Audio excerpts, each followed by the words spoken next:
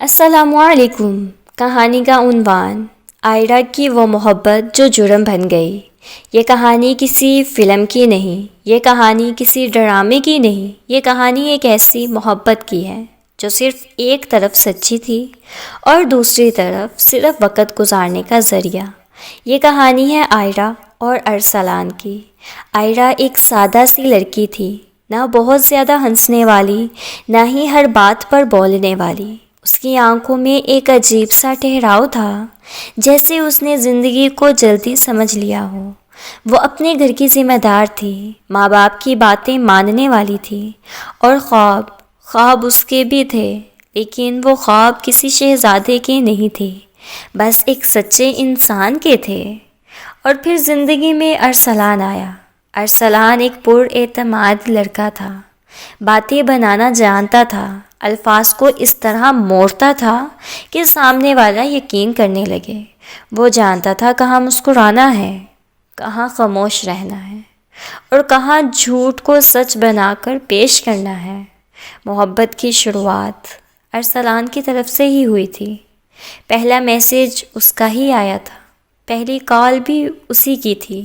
پہلی بار مجھے تم اچھی لگتی ہو کہنے والا بھی وہی تھا۔ آئرہ نے شروع میں انکار کیا تھا، وہ ڈری ہوئی تھی کہ وہ جانتی تھی کہ محبت کھیل نہیں ہوتی، لیکن ارسلان کے وعدے، اس کی باتوں کا وہ انداز، اس کا روز روز حال پوچھنا آئرہ کے دل میں آہستہ آہستہ جگہ بناتا گیا۔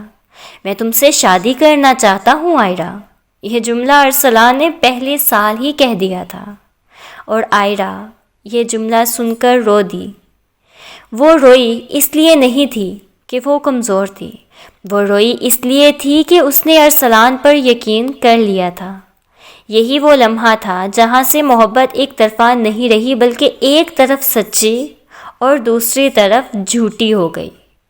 2 سال، پھر 3 سال، ارسلان روز بات کرتا، ملنے آتا، کہانیاں سناتا، مستقبل کے خواب دکھاتا۔ ہمارا گھر ایسا ہوگا، امی کو میں خود مناؤں گا، بس تھوڑا سا وقت دو۔ اور آئرہ ہر بات پر یقین کرتی رہی۔ وہ اس محبت میں پاگل نہیں تھی، وہ صرف سچی تھی۔ 4 سال گزر گئے۔ اب آئرہ نے ہمت کی۔ ایک دن اس نے کانپتے ہاتھوں سے میسج لکھا، ارسلان، اگر تم واقعی سچے ہو تو اب میرے گھر رشتہ لے آؤ۔ یہ وہ لمحہ تھا جہاں سچ اور جھوٹ کا فرق واضح ہونا تھا۔ ارسلان نے جواب دیا، آج بات کرتا ہوں گھر میں۔ آج، پھر کل، پھر پرسوں، ہر بار یہی جواب۔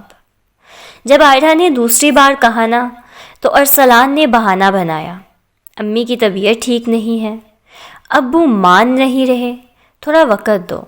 آئرہ نے تیسری بار کہا تو ارسلان خاموش ہو گیا۔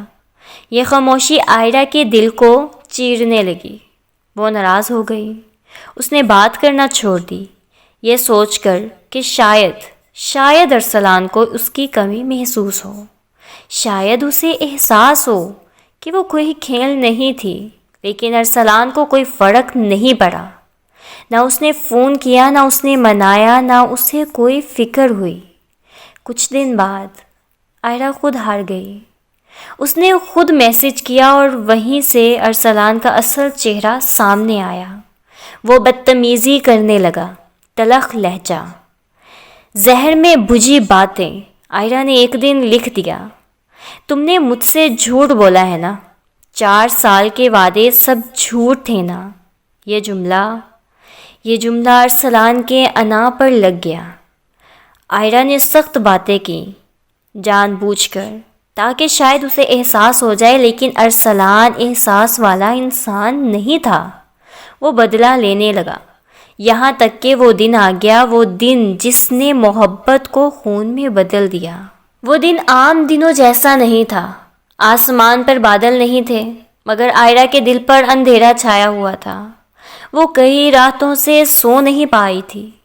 آنکھیں بند کرتی تو ارسلان کے وعدے یاد آتے، آنکھیں کھولتی تو اس کے تلخ الفاظ کانوں میں گونجتے۔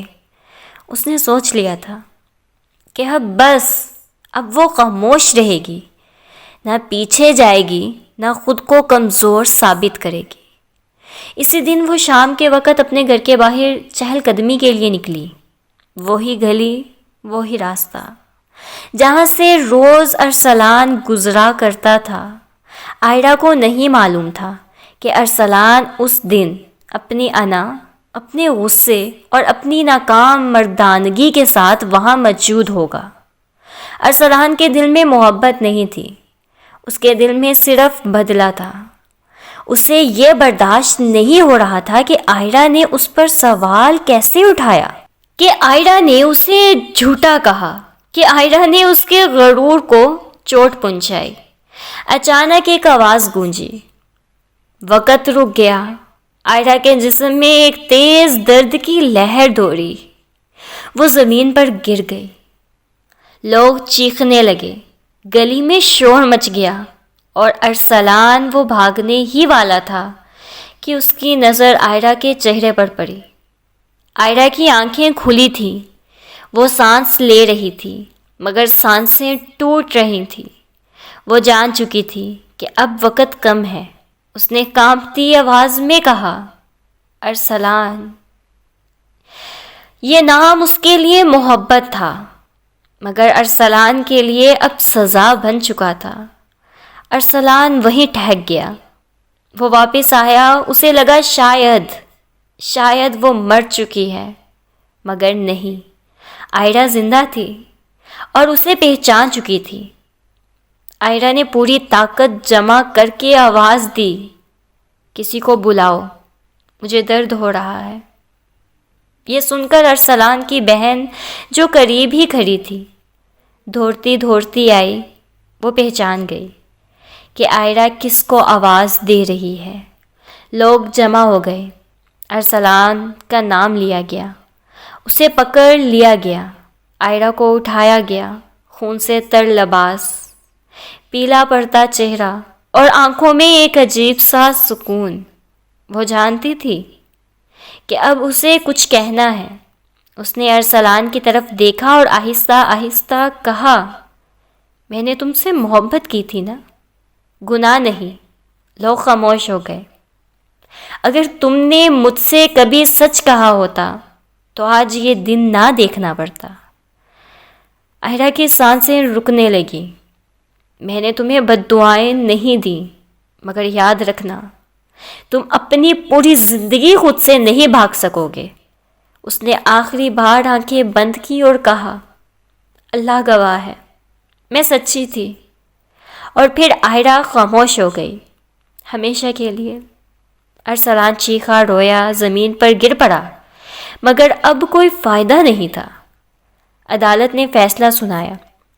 جیل کی سلاخیں ارسلان کی نئی دنیا بن گئی، مگر اصل سزا جیل نہیں تھی، اصل سزا وہ راتیں تھیں جہاں آئرہ کا چہرہ اسے سونے نہیں دیتا تھا۔ سال گزر گئے، ارسلان آزاد ہو گیا، مگر سکون آزاد نہ ہوا۔ لوگ اسے پہچانتے تھے، کوئی بات نہیں کرتا تھا، کوئی بیٹی اس کے نام سے ڈرتی تھی۔ وہ اکثر اکیلا بیٹھ کر کہتا، کاش میں نے وقت پر سچ بول دیا ہوتا، مگر کاش زندگیاں واپس نہیں لاتا۔ آئرہ کی قبر آج بھی خاموش ہے، مگر اس کی کہانی ہر اس شخص کے لیے ایک سبق ہے جو محبت کو کھیل سمجھتا ہے۔ محبت اگر سچی نہ ہو تو زہر بن جاتی ہے، اور جھوٹ اگر لمبا ہو تو قتل کر دیتا ہے۔